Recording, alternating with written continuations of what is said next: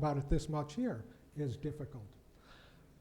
So what does a child do in terms of development? First of all, has a reaction formation that things that have to do with the potty and so on, instead of being good, are now bad things. And then progress from that to making mud pies, to playing with stones, to collecting coins, and to what extent people are able to effectively mature this. It then enables them as adults to be more highly functional, most importantly in the area of personal relations with other people, and especially spouse and family, but also in terms of how they invest, how they work. So it's that kind of background and matrix that has to do with people's idea about money, which is then transferred to stocks. However, investing is not brain surgery, but it does have more scientific theory and discipline than first meets the eye. So I've talked about the psychoanalytic part of it now as introduction. But what's become known as behavioral finance has to do more with thinking than feeling. Now that's an error in fact, because it really is the emotional, the affective part, which is the critical neurotic determinant in how people will respond when investing or dealing with money. But you know, in psychology, particularly the academic field, you need to be able to measure something in order to write a paper about it. And that is what academic people do. They write papers so that they go from assistant professor to associate professor to professor. And sometimes they get one narrow field and they write that same paper 50 times and advance up the ladder. So most of the work that has been done in the area of behavioral finance has had to do with the cognitive aspect of it. However, I want to tell you that the cognitive aspect in general has to do with defense against unwanted or untolerated emotions. So although we're going to look a lot at the intellectual aspect of it, bear in mind always that it really has to do with dealing with the emotions that come with it. Now, every field has its set of rules. If you studied economics, you learn certain rules. If you studied finance, you learn certain rules. So it sprang up in the 1950s, oddly enough, based on writings that Karl Marx did 100 years earlier. What came up was the efficient market hypothesis. And the efficient market hypothesis, well, I'll take one step backwards. What first came was the idea of the economic man, that every person would handle his or her investments in a way to maximize return. And then from that came the idea of the efficient market hypothesis, which said that in a free market, in a free society, the price of any security accurately reflects all that is known about that security. Therefore, one would conclude that indexing would be the only rational way to invest, that there would be only two ways to possibly beat the market. Number one way would be if you had inside information. And if you trade on inside information, you will probably get an all expenses paid vacation in a federal prison. The other way is if you had particular knowledge. If you knew the area of drugs, you might better judge a drug that's in the pipeline for Merck than will the financial analyst. So if you have expert knowledge in a field, you may turn out to be the one who can beat the market. However, let's look at the fact that certain people really did outperform the market. Sally and I were visiting the Templetons on Fisher's Island, New York, which is off New London, Connecticut. Now, Sir John Templeton, who then was Mr. Templeton, is one of the greatest investors of all time, was one of the 20 wealthiest people in the world. And I always wanted to ask him, because I was very interested in investing, about what separated him from the field. Why was it he could be consistently so good? But he was kind of a shy, remote character. I was kind of shy and remote. I didn't know how to ask that question. But we were there with them for part of 4 days and 3 nights, so it was an opportunity to really ask him. So one night after dinner, I said, Mr. Templeton, I'm very interested in the stock market, but I know that most people who go to Wall Street, who are intelligent, who work hard, really underperform the market. But there's been a small number of people, like you, who have outperformed the market. Why is that? Well, I thought, there's a secret. He's not going to tell me. Or it's so complicated, he's not going to be able to tell me. Or maybe he just won't want to tell me because he's tired. But he really stunned me. He said, I can answer that for you in 2 words, Ben Graham. He said, all the great investors, with the exception of Peter Lynch, were trained by Ben Graham. And Peter Lynch learned kind of by being a disciple of a disciple. So immediately that got me to thinking, and when we returned to Boston, I got all of Ben Graham's books and read them, and I immediately saw that what he was describing mathematically was a really psychological phenomenon. And Ben Graham realized that too. If you've read chapters 8 or 11 in his book, The Intelligent Investor, he invented a character called Mr. Market. And what he said is that, imagine that you're in a small business with Mr. Market. You own a little grocery store or a filling station, and you know that the real value of that business is $1 million. However, your partner, Mr. Market, kind of has mood swings. So one day he comes in and he says, I am so depressed. I learned my daughter is pregnant. My son got rejected at Harvard. My wife is having an affair with the man next door. I could have said the woman next door. So I am so depressed, I will sell you my part of the business for $100,000 because I want to get out of here and go to the Caribbean and enjoy the rest of my life. So you know it's really worth $1 million. You get out your checkbook and write a check for $100,000 and bingo, you've got a great deal. However, on another day, he comes in singing and dancing, and he says, I'm so happy. My son just got into Harvard. My wife was elected to president of the university club. Everything is going great in my life. The one thing, though, that I'm unhappy about is being partners with you in this business. I would really like to have the business myself. I'll give you $2 million for your share of the business. Would you take it? And of course, you say, happily, I will take that. So Ben Graham said that as Mr. Market is about your little business, the stock market is also, and that it cycles through depression and irrational exuberance.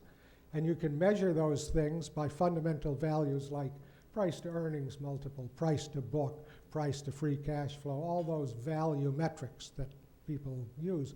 And you can know from that when you should be a buyer and when you should be a seller.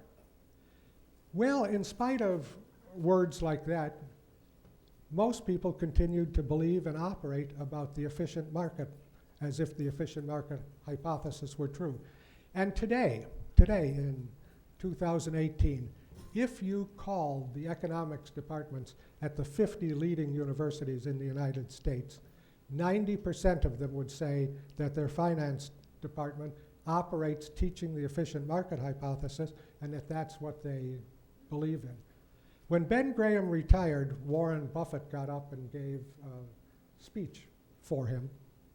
And Buffett said, with respect to the efficient market hypothesis, he said, let's imagine this in the United States, that on April 1st every year there is a national coin flipping contest in which everybody 18 and over participates. And you will be paired at random with somebody else, and you're going to flip a silver dollar, and the person who calls it right gets 2 silver dollars, and the next day all the winners do it again, so it's 4, then 8, $16. Well, now everybody knows that coin tossing is an absolutely random event. However, in spite of knowing that, you know, when it got up to around day 24 or day 25, and there aren't so many people left, if you knew somebody, that person would be a semi-celebrity. In another flip or two, they'll be appearing on The Tonight Show. The New York Times will write about them. But in spite of that, you and everyone else knows that this event is totally a random event and that there's no skill involved. Until one day, an investigative reporter from the Washington Post discovers that of the last 16 people in the contest, 15 of them went to the same coin-tossing school in San Diego. Now that's the case in investing, that all the great investors were trained by Ben Graham, and it all has to do with a value approach. Now, value approach is in fact not the only approach. Last time I gave a lecture here was, I think, in '06 for the noon economics luncheon, and I said I had done a research in the literature and I had found 168 different investment systems. And somebody afterward from Rollins said, oh, I've done that, I found 225. So there are a lot of different investment systems. Now, they all work. It happens that value investing works the best, although the last 4 or 5 years it's not worked as well. But they all work, but what happens to people who practice them is, because there's a cycle to the market, and because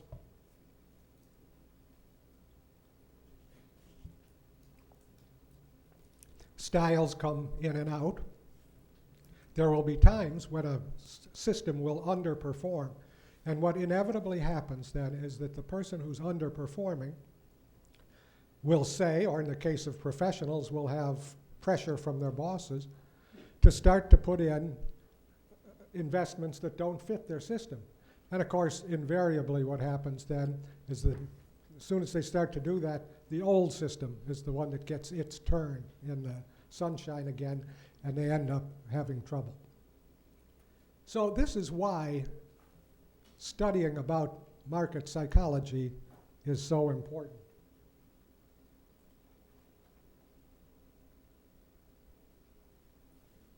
Now, because of time, I mentioned to you 17 and a half hours was hardly enough for all of it. So 40 or 50 minutes is certainly not going to be enough for all of it.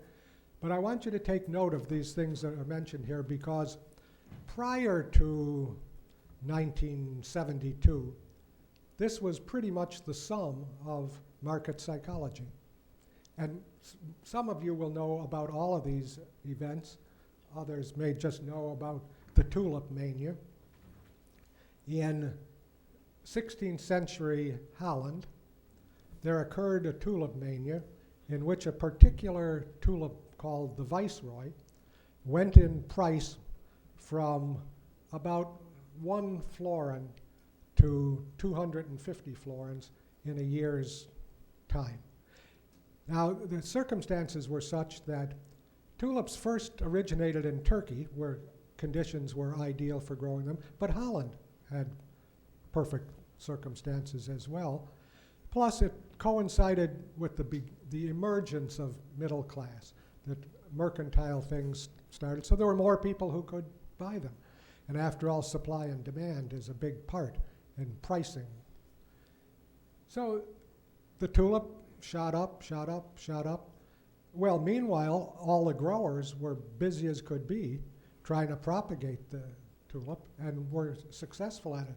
So as soon as the market was flooded, the price of the Viceroy tulip dropped from 1,200 to 1.5 in just a few days' time, wiping out lots of fortunes. The South Seas bubble happened in England. Historically, it's more important than the tulip mania because it nearly ended the monarchy in England. The company called the South Sea Trading Company was granted exclusive rights by the king for trading with all South Sea islands, England and the colonies. So the company was in fact worth a great deal and was a very profitable company right from the beginning. and the shares were going up at the rate of 50, 60% a year. After a few years, pensioners in England were given the choice. They could get paid in currency, or they could get paid in shares of stock in the South Sea Islands Trading Company. Well, the directors on the company got to thinking that we should expand. You know, it's a little like Amazon. We've conquered books, we've conquered records, we've conquered this. Let's conquer groceries and shoes and everything else. So the South Sea directors said, we've got to expand, we've got to do more. Well, how will we do that? Well, everybody wants our stock, we'll issue lots of more stock. So they did, and that drove the price down by about 60%. And then some bad things happened, storms, other things that caused them to lose ships, and the price of the stock cratered. The Bank of England was holding a lot of the stock, was supporting loans to buy the stock, was on the verge of collapsing when the Rothschild family, which in England at that time had been kind of a minor wealthy family, got money from cousins in Paris and saved the Bank of England, and in the process went to being in the 10 wealthiest families in England.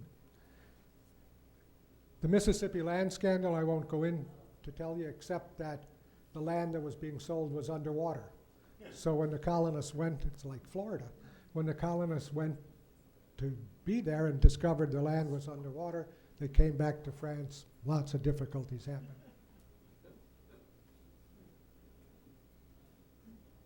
Now, why did behavioral finance come alive when there were stock markets for hundreds of years?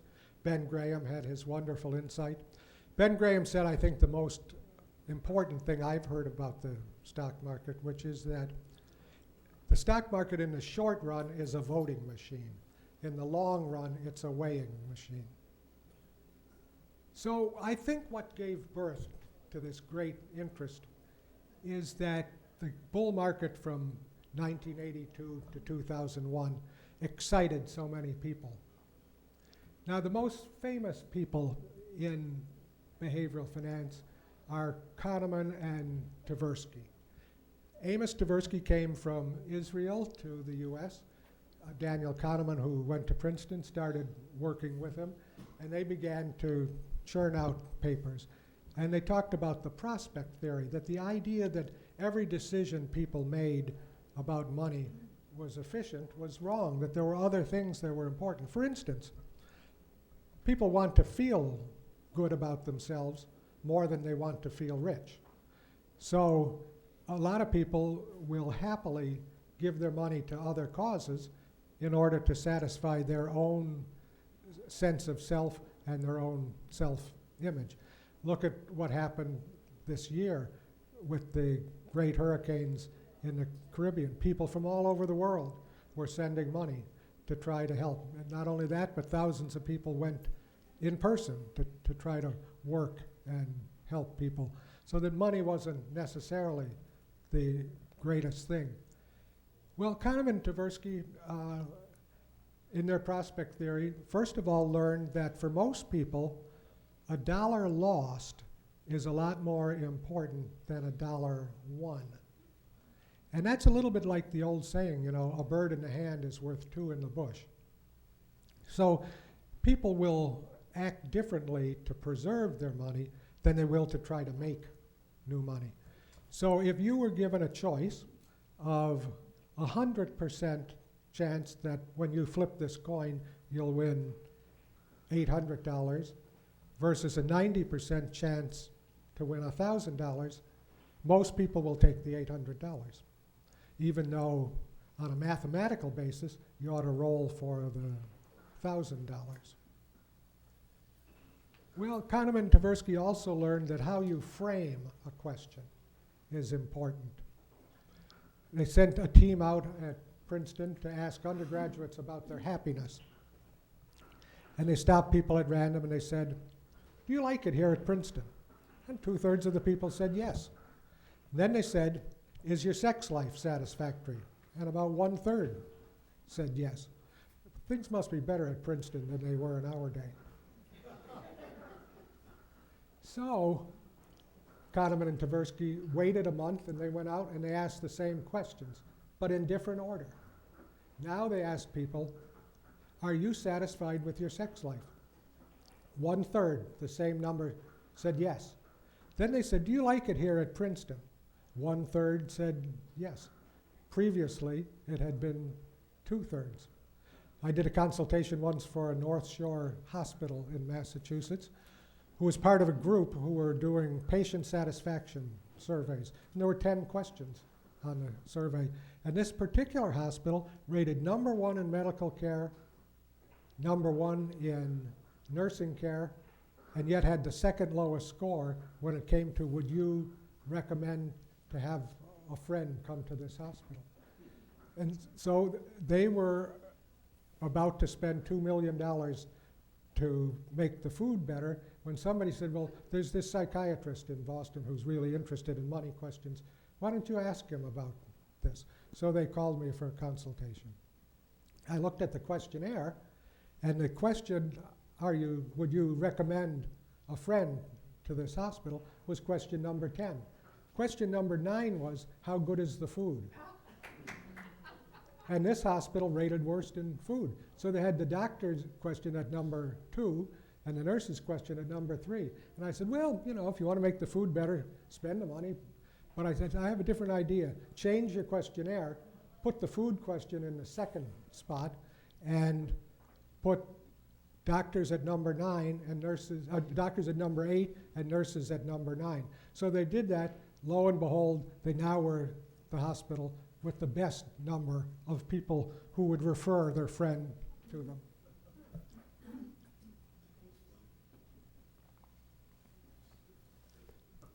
Daniel Kahneman and Vernon Smith shared the Nobel Prize for economics in the year 2002. When Kahneman accepted the prize, he praised Amos Tversky, who had passed away, and said that it was really Amos who should be up there, which was true. But Vernon Smith was also a winner, and I would say, in my opinion, that Vernon Smith has been the giant in this field. He started off to test the economic man idea, believing that it wasn't true, that people didn't operate solely on how to improve their pocketbook. So the first research he did was to gather undergraduate students, and they came for a laboratory session, and everybody had a computer monitor. Each person turned on the computer monitor and it said, you have been matched at random with another person in the room. You have $100 to divide between the other person and you. You can divide it any way you like. And if the other person says yes, you will both get the money that you have suggested. If the other person says no, neither of you will get money. So, the first time he did this, almost everybody offered a 50-50 split, and everybody took it, and everybody was happy. He brought the people back in a month to repeat that study, and the people had been thinking. They thought, well, if I'm lucky to be the person who gets to suggest the split, I could suggest anything, because the other person ought to be happy with anything that they get. So I could give 60-40, 70-30, 80-20, whatever it is that I might like to do. So they did. And now they had a wide range of splits varying from 50-50 to 1-99. Well, lo and behold, as long as the split offered was better than 20-80, the other person accepted it and they were happy. But once it got below 20-80, almost everybody rejected it. So Vernon Smith interviewed the people and said, well, why did you reject that? And they said, well, it was more important to me to screw that son of a bitch than it was to win the $20. So they repeated this at other colleges, and they got the same results, except at MIT. At MIT, they didn't need 2 sessions. They started out right away thinking that, well, the other guy ought to take it no matter what I do. So MIT went right to step number 2 instead of step number 1. Well, Vernon Smith then changed it. And now when people came in and put the computer on, you've been matched with somebody, but there are 10 trivia questions. And the person who answered the most trivia questions would be the one who got to suggest what the split would be. Now, regardless of what split was suggested by the winner, it was accepted by the other person.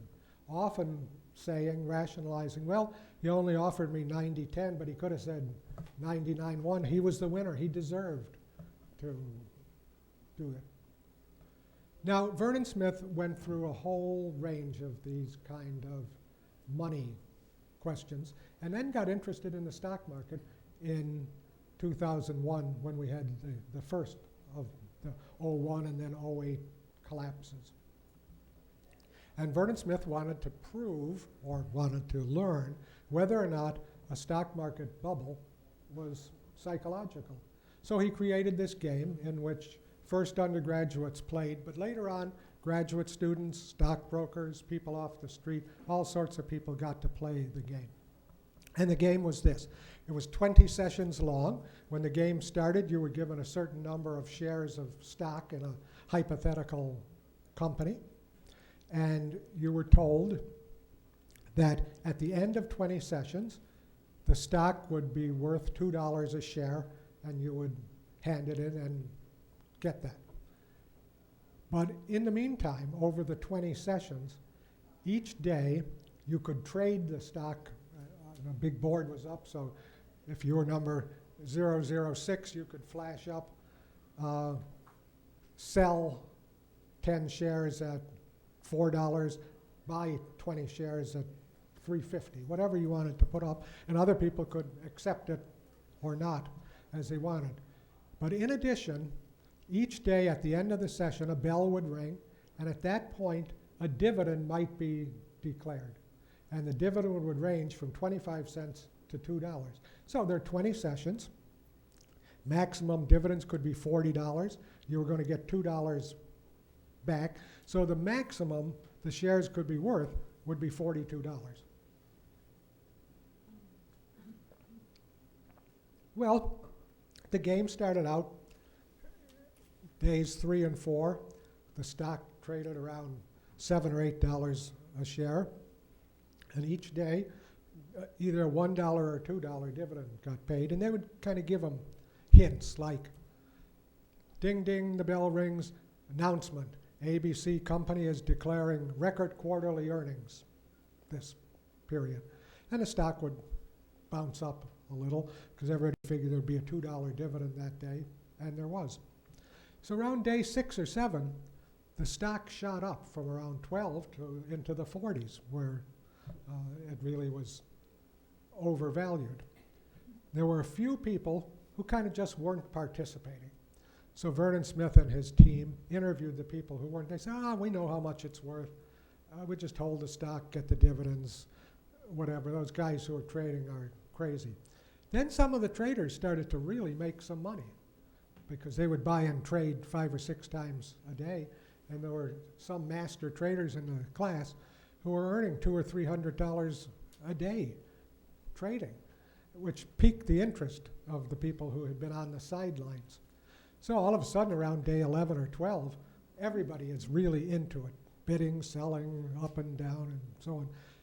But everybody knows, in the end, it's only going to be worth $2.25 a share, and that every day it's worth a little bit less. But when the people are interviewed, they all said, just as Fidelity and Putnam brokers would say to me in Boston in 2000, I know it's too high.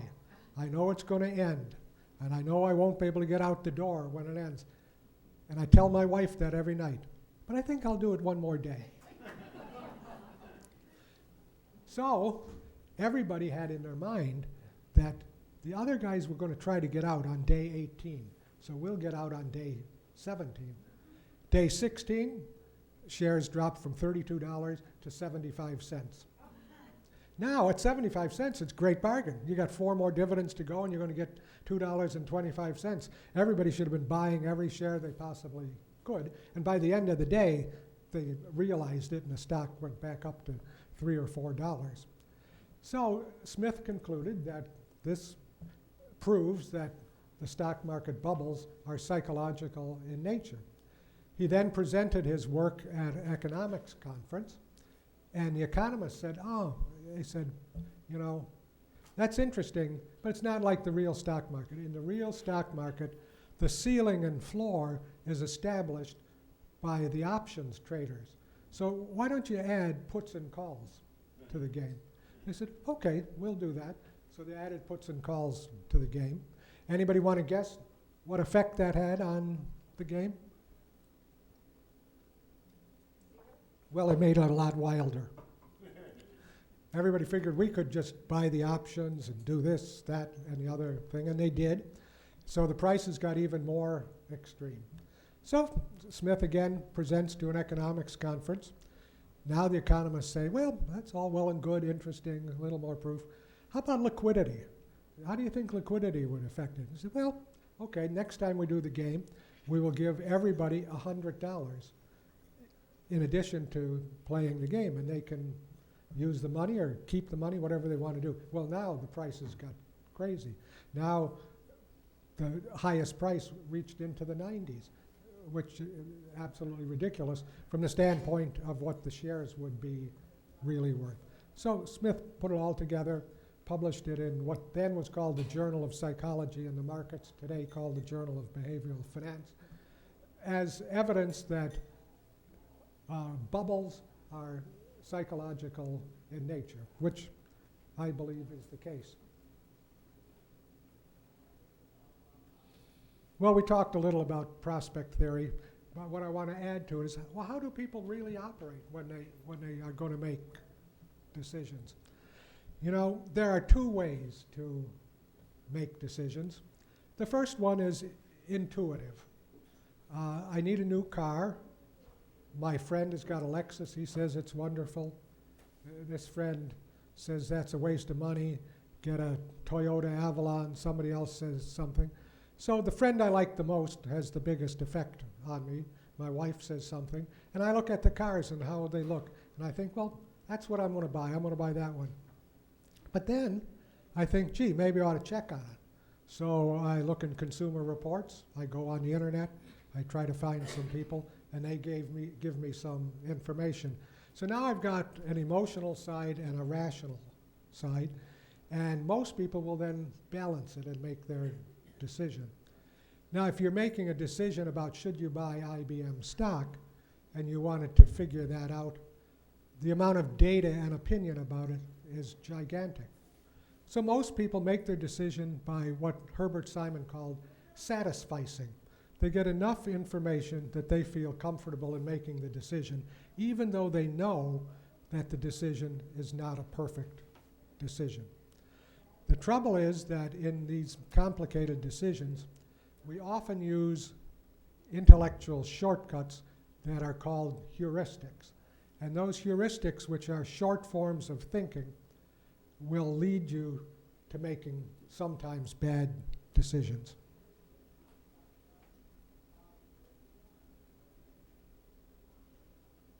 So here are some of the heuristics. There are in the behavioral finance literature 34 different heuristics. I'm not going to attempt to do all that. We'll look at just a few of them. Anchoring is a good one. In anchoring, a person gives a special meaning or value to the first number or value assigned to them. For instance, if I had another group over in another room listening to me because we're all full here, I might mute the microphone and go over to the other group and say to them, what I want you to do is give me an estimate of the population of New Zealand. And I'm going to give you a clue. The number is either bigger or smaller than 2 million. And then I come to you all and I say, we're having a little contest now to guess the population of New Zealand. I'm going to give you a hint. The number is either bigger or smaller than 20 million. Now, what will happen is when you take up the pieces of paper that people write down their estimate of population in New Zealand, the answers will cluster around 2 million. unless you happen to know that the population of New Zealand is 4.5 million. The people in this room, unless they know it, are going to cluster their answers around 20 million because of being anchored to it. So Tom Gaynor is the president of an insurance company. He's got a fabulous investment record.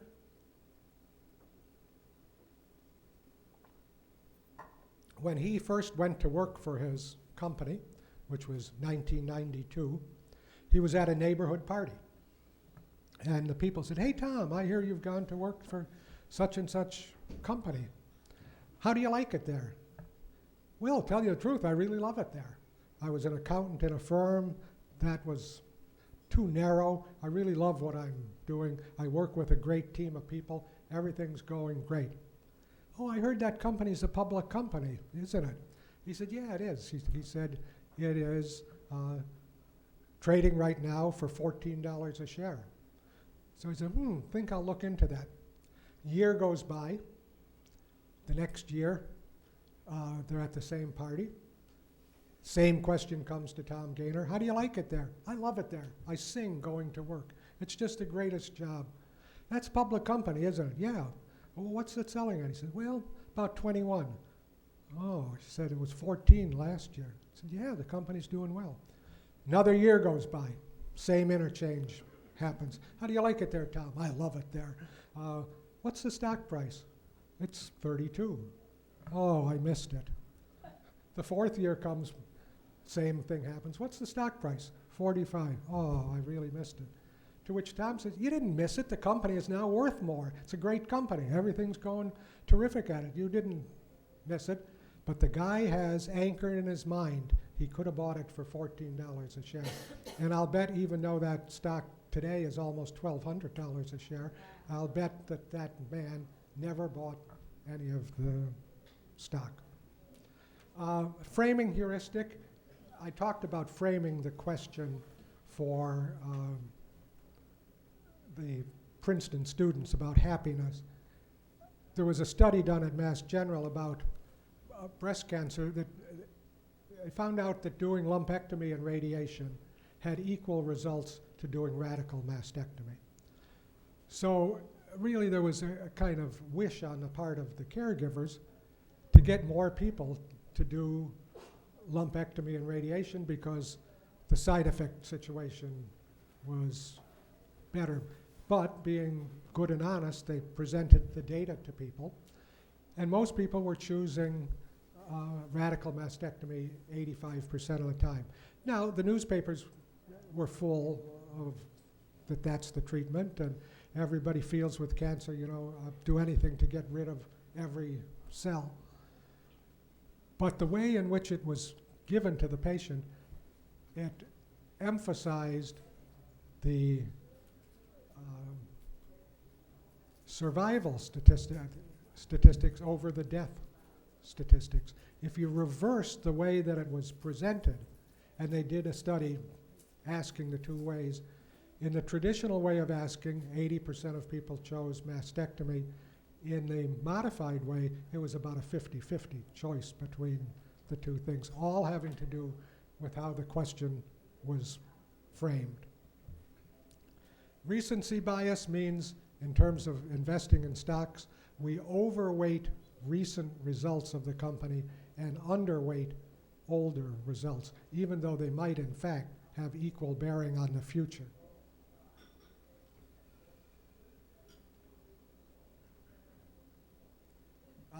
Here is a bibliography. I will come back to this for you. I'm going to, because of time, and it's after dinner, I'm going to go straight to dessert now. Because, when I was introduced as somebody who studies about how does an individual's personality affect the way they invest. And I became known in the investment field for the first study I did, which showed that obsessive people in investing do the opposite of what Wall Street recommends. On Wall Street, you would have heard the saying, let your winners run, cut your losers short. But my experience in dealing with people was that people who were obsessive in nature would do the opposite of that. They would sell a rising stock fast and would allow a losing stock to go down and wait for it to come back. Now, when I talk about obsessive people, I don't mean people who have severe OCD, who are kind of crippled in their decision making. I'm talking about doctors, lawyers, teachers, half the people in the room. And those traits are good when you're in school. They're good for practicing law and medicine. But they do have psychological underpinnings which affect the way people invest. And in the case with obsessives, what happens is that when an obsessive person has a stock that's going up in price, they begin to experience anxiety. In the psychoanalytic parlance, it would be castration anxiety because they fear that they're going to surpass their father. When the stock goes down, they actually have a level of masochistic enjoyment from it, from guilty things of the past. But like true obsessives, they rationalize about what's happening. They will say, the stock is down, I'm going to sell it when it gets back up to what I paid for it. Now, that's a psychological phenomenon also, which is, well, maybe I had it 5 years and it came back up, but I didn't lose anything when I did it. However, they seldom actually do what they say they're going to do, which is if they bought the stock at 25 and it drops to 12 and now it starts to rise again, instead of asking the question, gee, why is it going up now? Things good or what? Maybe I ought to buy more. Instead, they're very focused on, I'm going to sell it when it gets to 25.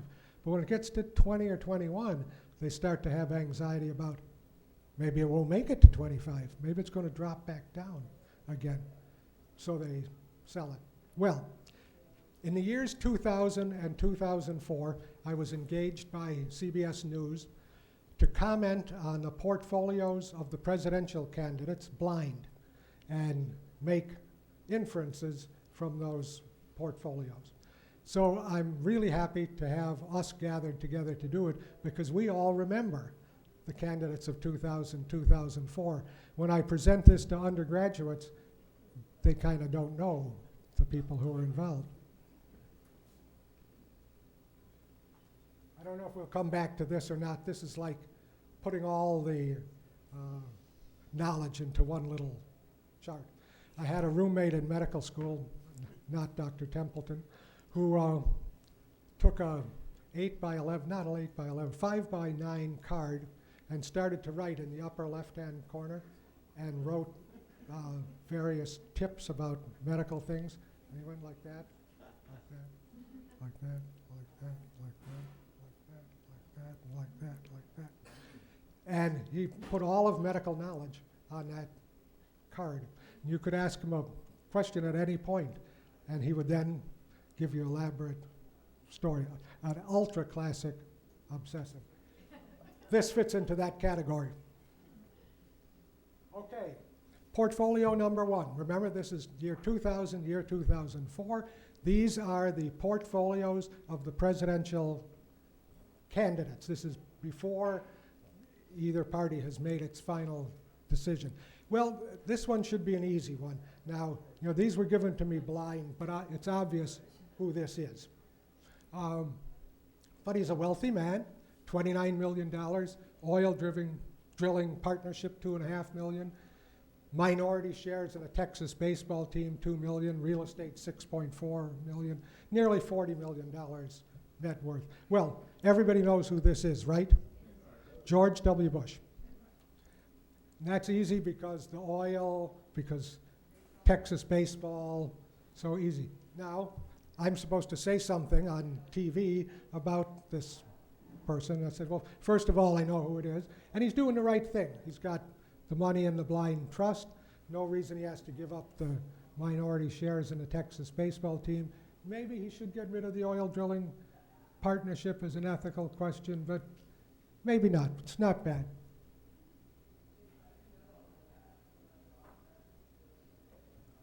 And now, portfolio number two. This one puzzled me May have to peek. So this is not a rich man, not a poor man, but very interesting. You know, what to say about this? Well, this is what I said. I said, well, first of all, it's probably a resident of Virginia. And second, it's probably a kind of paranoid guy. He's got all of his money in gold bullion. But I didn't know who it was. Any guesses who it is? Pat Buchanan. Everybody remember Pat Buchanan? Yeah. Well, you know, it looked kind of bad at the time, but it hasn't worked out so badly for him, because if he held the gold all that while, it's worth about $4 million today.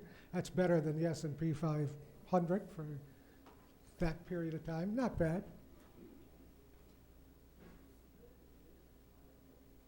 This one surprised me a great deal. Now, you know, this is not a poor man, certainly $6 million, but not a rich man. Maybe you'd say moderately well-to-do, something like that. Mutual funds, 1.9 million. Bank of America stock, 1.1 million. Real estate, 3.1. So what I said about it is, well, it's a conservative person, except why would a conservative person have all that money in Bank of America stock? First of all, I knew that none of the candidates had anything to do with Bank of America. So I said, this must be somebody who inherited that money. And he's got some kind of relationship with his father that prevents him from selling that stock. Because if you get an inheritance of that's a third of your worth in one stock, you should sell it right away. It's the perfect time to sell it because the tax basis is such that you're not going to get hit with taxes, and then diversify your portfolio. Well, any guesses as to who this is? John Kerry. Who was it? John Kerry. This is Bill Bradley, the senator from New Jersey and the basketball player. I made the erroneous assumption that a superstar like that would be worth a whole lot more money. However, during the period that Bill Bradley was a star for the New York Knicks, his maximum salary was $400,000. Certainly a good salary, but not a LeBron James kind of salary.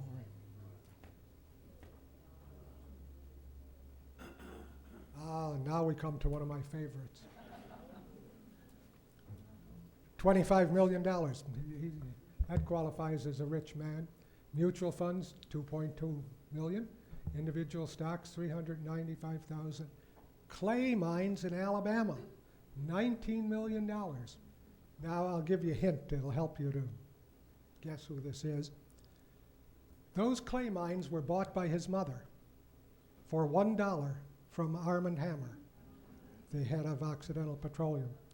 So happens that the father of this man was Secretary of the Interior. And at the same time this clay mines changed hands, he granted drilling rights on 75,000 acres of federal land in California to Occidental Petroleum. So this is none other than Al Gore. This is Al Gore, a model of probity. Al Gore today is worth about $600 million. So where did the extra money come from? Well, it came first of all from Netflix, because Netflix liked his things about the environment, and he made a deal to get a lot of Netflix stock that's gone up 20-fold since he got it. And then the other thing was, you know, he was a founder of Al Jazeera. And Al Jazeera was purchased this year for $1 billion, and Al Gore's share was $400 million. So Al Gore has a little bit of money. Good work if you can get it.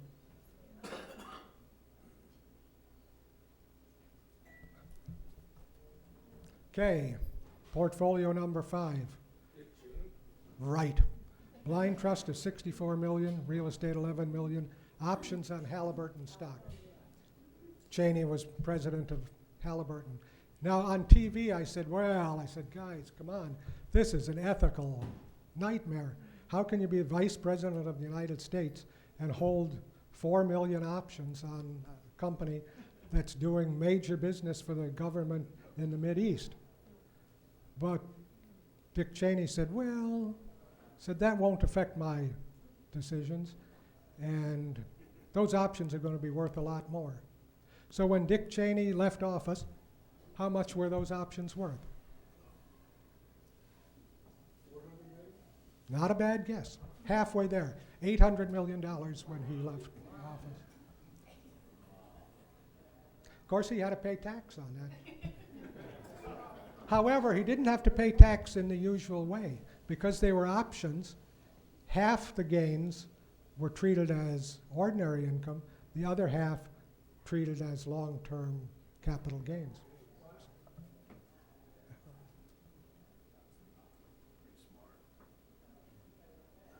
Well, everybody knows who this is.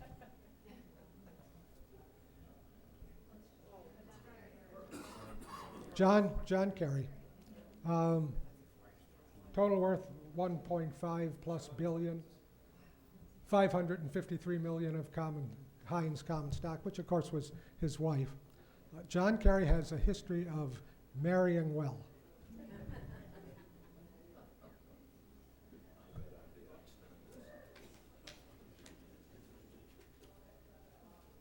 Okay, the last one. Common stock held in 21 different family trusts, $81 million. Bonds, $6 million. Real estate, $21 million. Well, you know, I didn't really have a guess as to who this was. So what I said on CBS was, well, this is really interesting. Why would anyone have 21 different family trusts? So I thought, well, one reason might be if you had something to hide. And I said, well, it must be a lawyer. It's got to be a lawyer. Apologies to any lawyers in the crowd. Must be a lawyer. He must be hiding something. Or maybe he's got more than one family. Who is it? It is John Edwards. Oh. So my sniffer was correct, even though I didn't know who it was, and I think that's the last of them. Very cool. I would be happy to take any questions.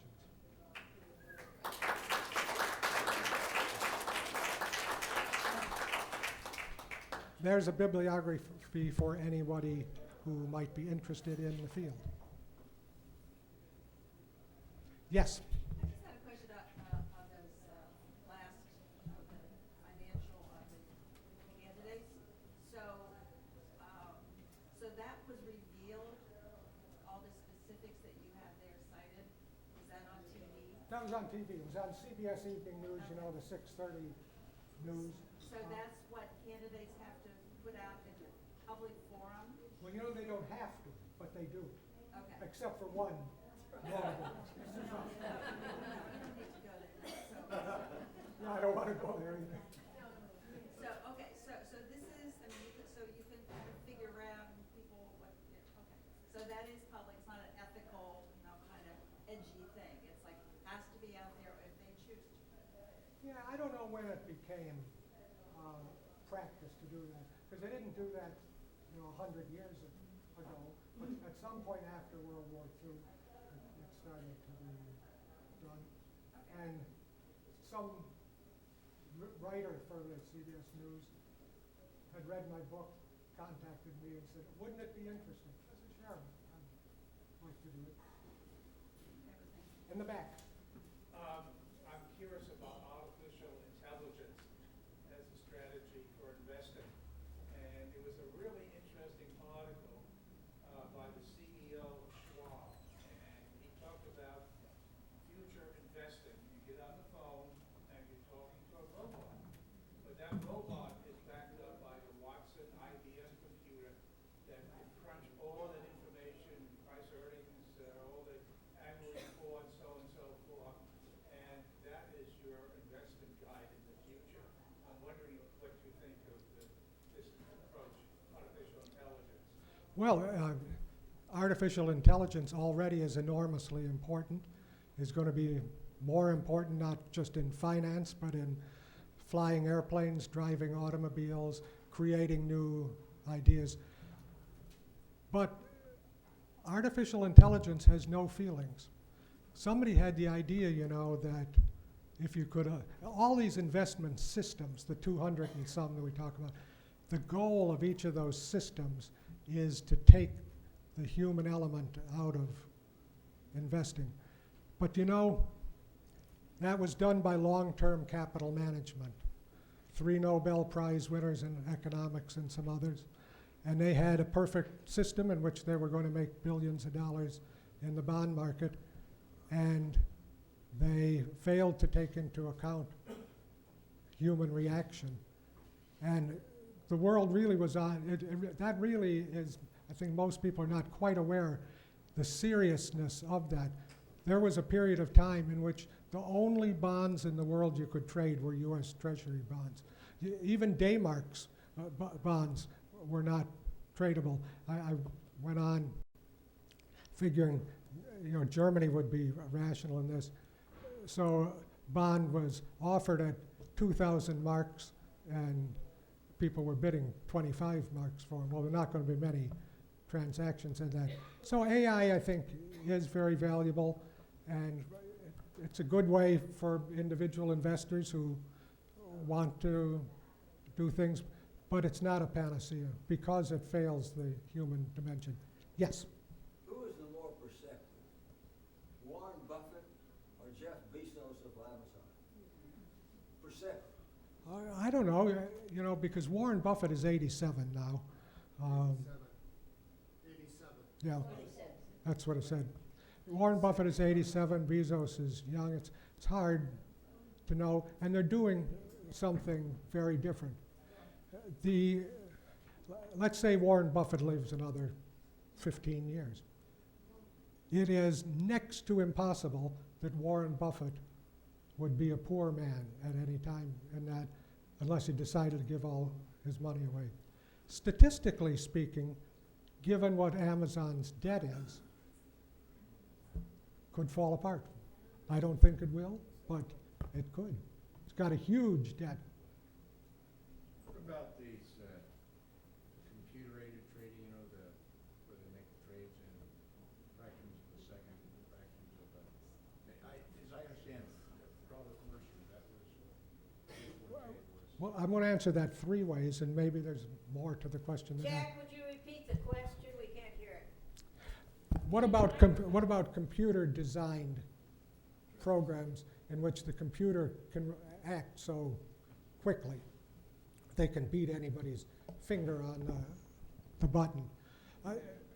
First of all, you know, there were some computer programs going on where there was illegal action, where the computers were being fed the information a few seconds before individuals were being fed.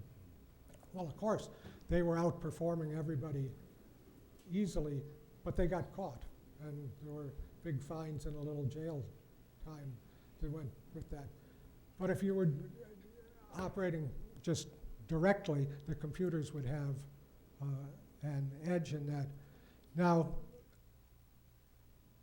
the great period of day trading really was like from the mid-90s to around 2001. In that period of time, Charles Schwab in the state of New Jersey, of people who day traded, 80% lost all their money in 7 months' time.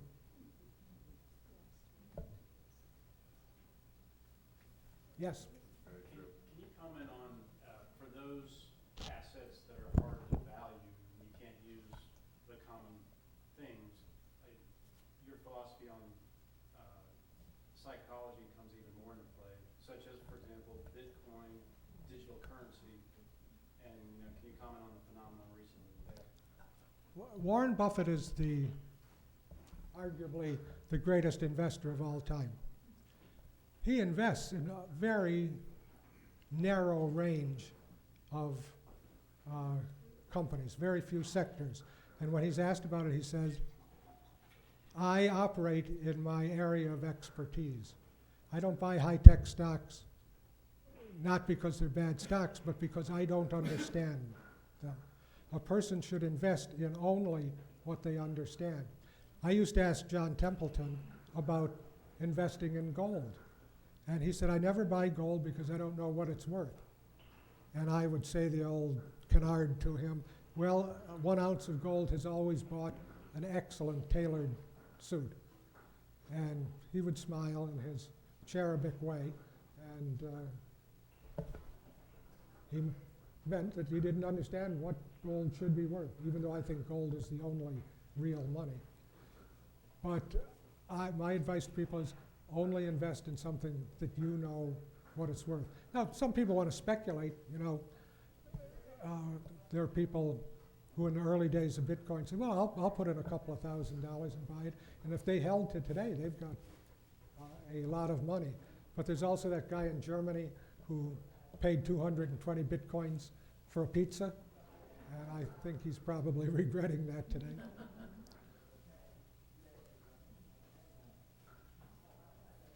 Okay, thanks, everybody.